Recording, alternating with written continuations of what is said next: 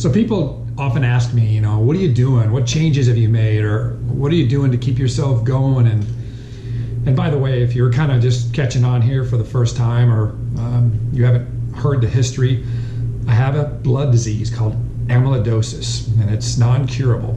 And the short story is that the bone marrow is producing these proteins, which is common, but the proteins don't get folded properly.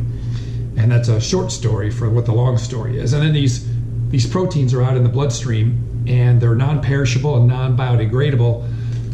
And because they're a certain type of protein, they're sticky. And so there's these proteins going around my body that are really sticky, and guess what they do?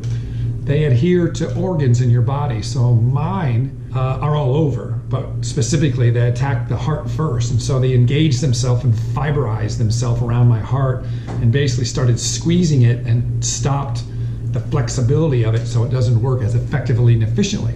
So when the medical community looked at me, they said, oh, the first thing you have is enlarged heart. Then it goes to it, a different diagnosis of a congestive heart failure. And then the next phase is a transplant. And so we were able to catch it, get the right diagnosis, thank goodness. And so, when I first got diagnosed, that was it. It was just like the switch went on, bam, it wasn't like something I had to think about. I cut out all alcohol consumption after I was diagnosed because it doesn't make any sense to me to be putting chemotherapy pills, which are, poison pills. They're empowerment pills to me, putting those in my body and then putting alcohol in there too. So no alcohol. Very, very no soft drinks, obviously, and so I haven't had any alcohol or soft drinks since mid-April when I got diagnosed. And then just staying positive, and those are the things that I do, along with visualization, which is one of my positive things that I do, and see the macrophages actually engulfing the amyloid cells, which I've showed you on a previous video. Every day I wake up as if I'm getting better, but also I think the positive thing about this disease, if you will, is I'm living in the moment more. I'm having more fun, and it's really sad that you have to have that situation, my situation, to go into that place, because I've had the opportunity my whole life to live in the moment. So if you're watching this, maybe that message is for you.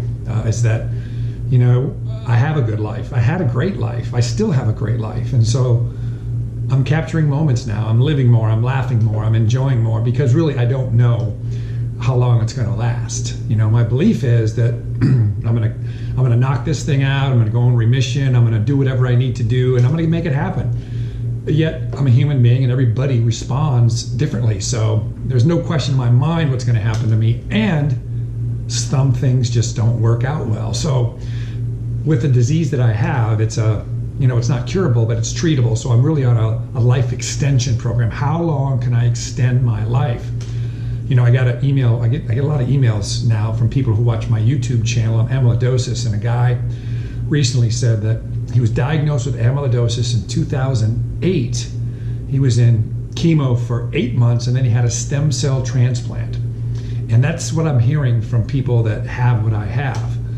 That's the next step that seems to put them in remission, if that's what they do. Of course, I've had other emails from people that have had chemo for 6 months and can't walk. And so I only read one of those, and that planted a seed for me for what was possible. And I just don't, anything that's not positive that's coming my way, I'm not reading it. So if you're sending me an email about how you were in amyloidosis and you went down the hill and you're about to die, I'm sorry, I'm probably not going to respond because I'm not reading it.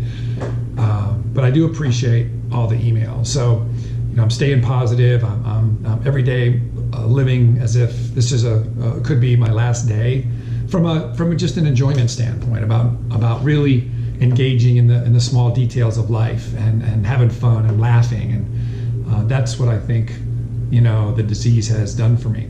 And so one of the things that I do is the language that I use to address what I have.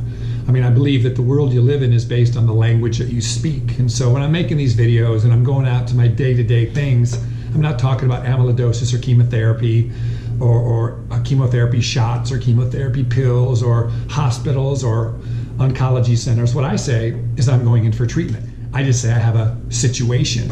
And so situation sounds much better than a disease. So I just say I have my current situation, I'm in treatment. And so that's how I handle it in my own language. And so when I talk to my family and my friends, I just went in for my 12th treatment. And the treatment really consists of 2 parts of chemotherapy and 1 part of a dexamethasone, which is a steroid. So I talk about the dexamethasone, which is a steroid, which is quite common in treatments for other things as well.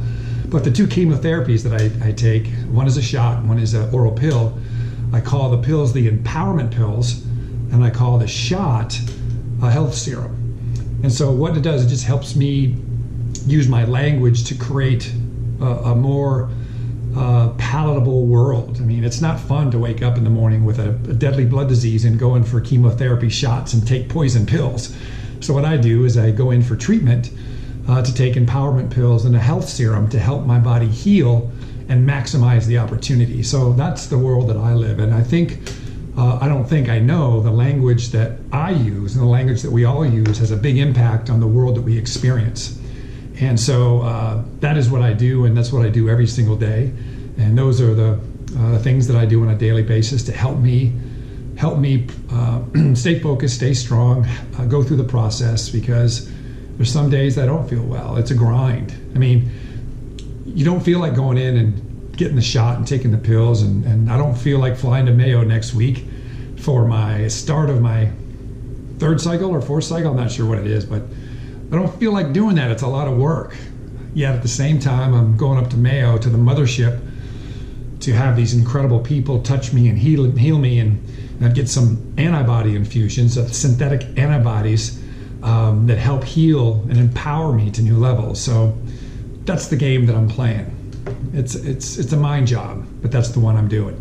So the fact is that most of us live in a world of mind jobs anyway, and unfortunately the mind jobs that we play on us are not even true, and they sure don't help us succeed. So the one that I'm using is helping me stay positive, and it's helping me do what I need to do. And I encourage you to take a look at the world that you're making for yourself and adjust your language.